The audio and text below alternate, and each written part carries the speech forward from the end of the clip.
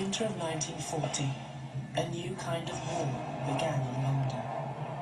The targets were civilians on the streets of their home city. Every night brought the fear of the sudden, random attacks. Every morning, it was the bodies of ordinary people that rescue workers pulled from the wreckage of 500-pound bombs.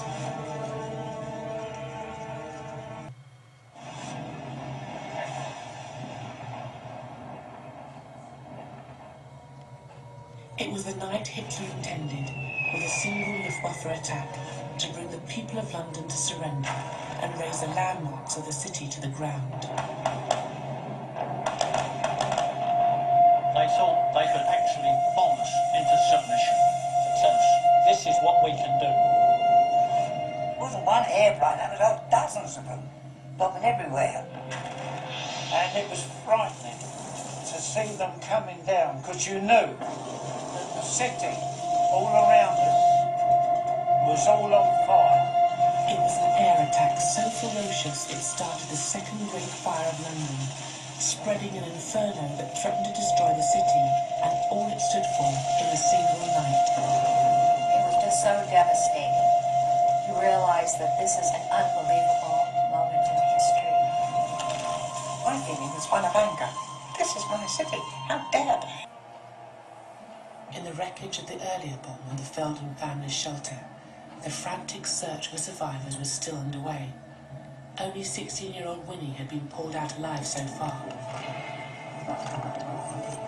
Then 3 hours after the bomb hit the shelter, the body of 8-year-old Cyril was pulled from the wreckage. At his army base in Kent, Sid Felden still had no idea of the tragedy unfolding in London, nor of the fact that his mother, his father, and his other sister were still missing. I never thought I was going to lose my family. I was quite happy at home before the war started. I used to go over to the old Common Garden market with a barrow, pick up the old firewood out of Common Garden, bring it home, chop it up and sell it, penny a bundle. We was happy them days, we didn't want a war. Unfortunately it happened. The death toll in every hospital was mounting, but the figures were closely guarded. Next morning, the papers would report only that several serious accidents had occurred in the night. Things were concealed. I don't think people really had comprehension of the overall numbers of the killed and the injured. It was just too bad. The inferno was now so close to one hospital that when the power failed, they simply pulled down the blackout and worked by the light of the fire.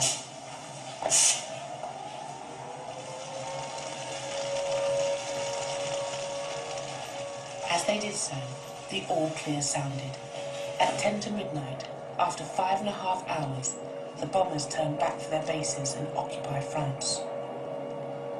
In all, 136 German planes had flown over London, and they'd done their work. In their wake, an inferno was burning.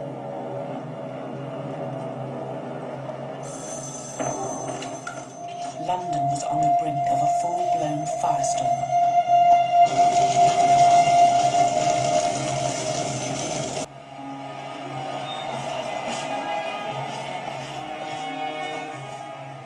That morning, Sid Felden left his army base to return home to his parents and young brother and sisters. He'd only heard sketchy reports of the attack. I was sent home on leave from the army. I got on the train not thinking. I knew there'd been an air raid because when I was on the coast that night, we could hear bombs going over to London. And on my mind I thought, is anything gone wrong, you know? I wonder how my family is.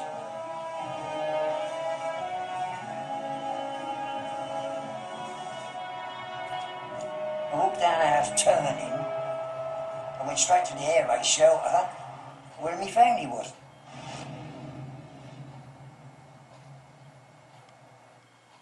And I just stood there and sort of froze, you know. Well, what's happened to my family or the people?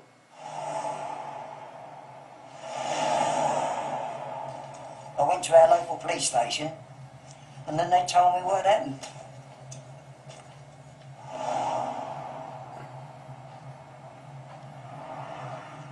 They had a list of names of people who got killed in it.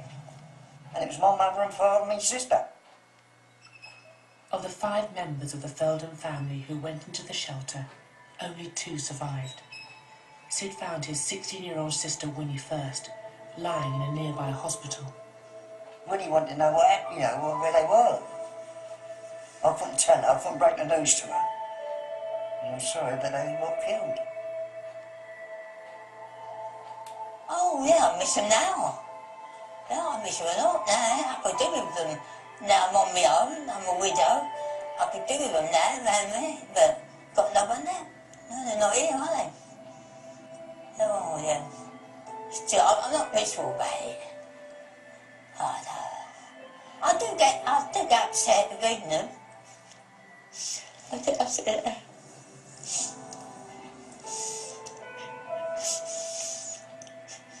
Still, I mustn't be upset.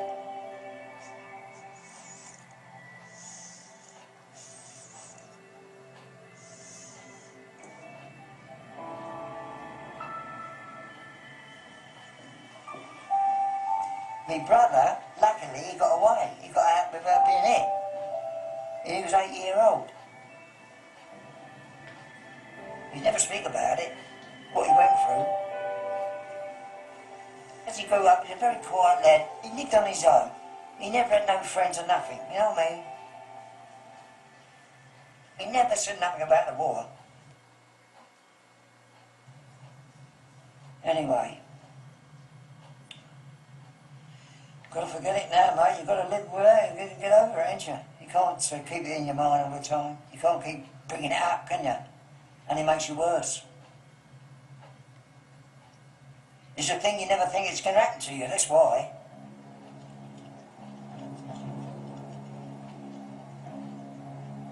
There was anger. There was also frustration.